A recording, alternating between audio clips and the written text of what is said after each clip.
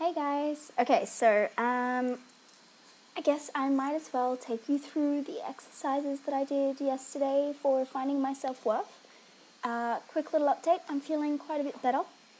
Now the main one that I found, maybe not helpful, but I guess the main actual exercise that I was able to find was listing out 10 strengths and 10 weaknesses.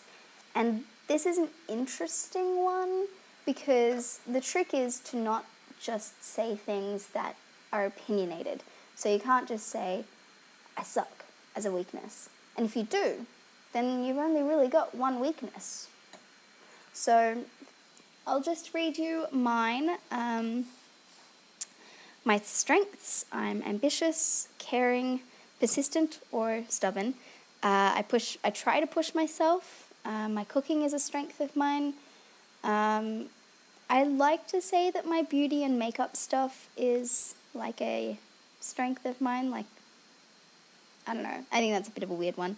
I take pride in my presentation, and by that I don't mean I take pride in my appearance all the time, but I do present nicely.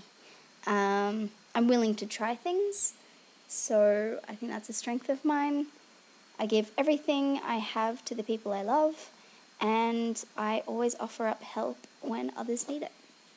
Now for my weaknesses, and the trick to doing your weaknesses, saying things that you could probably work on. So I've got my anxiety, because that's like a barrier between me and succeeding with certain things. My laziness, another one. My lack of direction, and that one I guess isn't like a permanent one because I'm only this kind of lost when I kind of get into these swings, I guess. I don't know how to explain it. My lack of actual prospects. This is,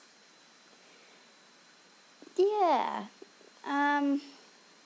Number 5, I have no friends. So, I mean, by this, I'm not saying that I have absolutely no friends, but I have 2 friends from primary school that I hardly ever see, and then a few friends in Brisbane that I'm not all too close with. I don't belong to any groups or networks. So, for me personally, I don't have, like, a social group, I guess.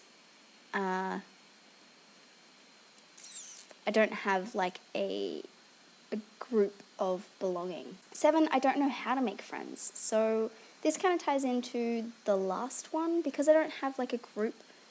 Like for instance, Gerard loves cars, so he has his car people. He can go to a group of people with like-minded interests and make friends that way. Whereas for me, because I don't really belong to any groups, I can't make new friends.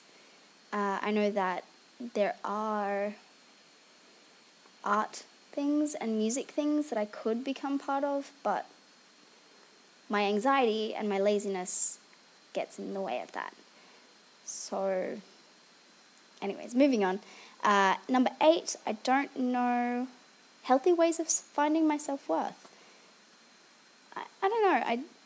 See, the thing is, once you get to this part of your weaknesses, and even with your strengths, you kind of like, the last of my strengths, I'm kind of like, there's an exception to the rule, but I'll write it anyways. And then with the weaknesses, again, yeah, I don't know how to find I don't know healthy ways to find my self-worth. I think I would reword that now so that it's more, I don't have a solid understanding of my self-worth.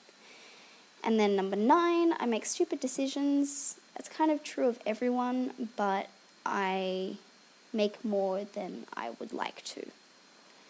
And number 10, I'm 20 and have nothing to show for it and I'm going nowhere.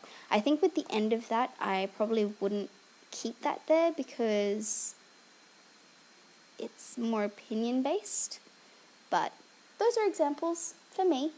And then so basically the point of that exercise is to kind of see the things that you value in yourself. Hence, the exercise is building self-value. See if, like, for instance, with me, I'm willing to try new things. Well, maybe if I try something new, I will find something that gives me meaning, gives my life meaning or more meaning. I'm persistent or stubborn, so, provided I don't let my laziness or anxiety get in the way, if I try something new, I want to be able to, or I might be able to use that to push myself and be persistent that way. So it's basically like finding strengths that you can use to broaden your perspective of who you are in a way. And then my weaknesses are things that I acknowledge aren't my strong points, but I'm trying to work on in some way. So from that activity kind of hurts, is frustrating, and I find it very difficult. If you guys do it, tell me how you find it. Moving on. Some of the things that I'm trying to do to make my life feel more valuable.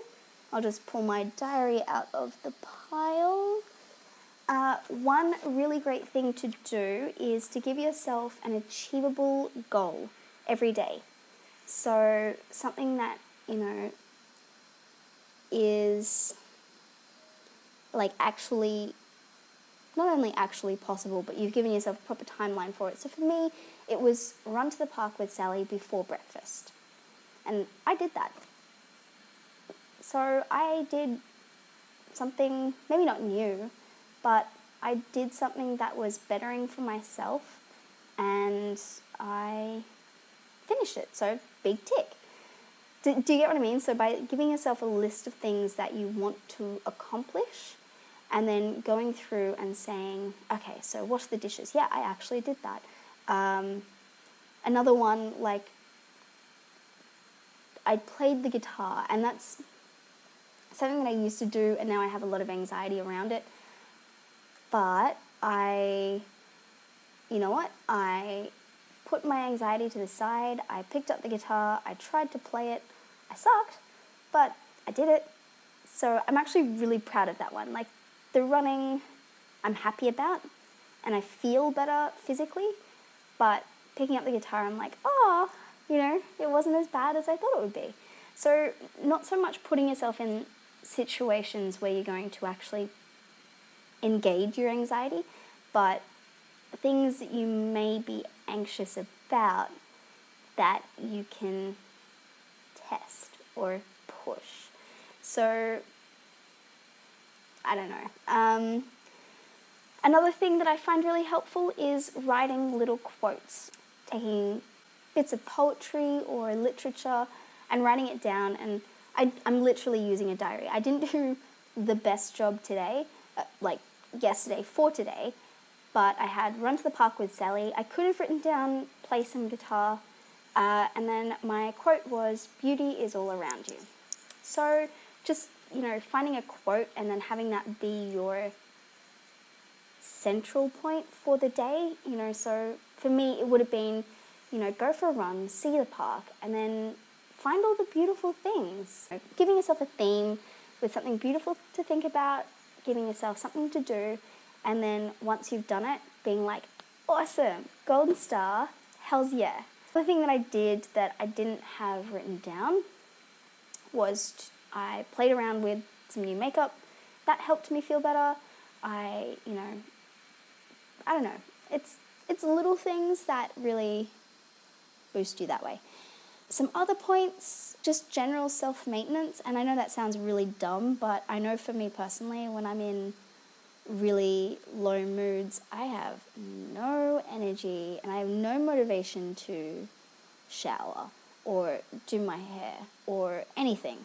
So by pushing yourself to do those things, you can actually lift your mood. I guess your activity for tomorrow, if you're watching these and actually going along with the activities, because I know I am, set out your day tomorrow. So, what are you going to do? What do you want to achieve? What do you want to say, yeah, I finally did that by the end of the day? What do you want to remind yourself to do? Like, focus, like a quote kind of deal. Draw out your day, give yourself things to achieve by the end of the day with reasonable time limits. So don't be like, okay, tomorrow I want to write a book. No. And then every day just sit down, go through your diary and just look at what you did that day. Write down things that you didn't actually say you would do or you didn't expect to do. And then the next day, map it out so that you have a new thing to accomplish. And tell me how that's helping you, if it's helping you. And hopefully I can keep these tips going. Because this is really what I want this channel to be about, you know, working through day-to-day life problems together. So that's what I'm trying to do. And you guys will see me tomorrow. So thank you.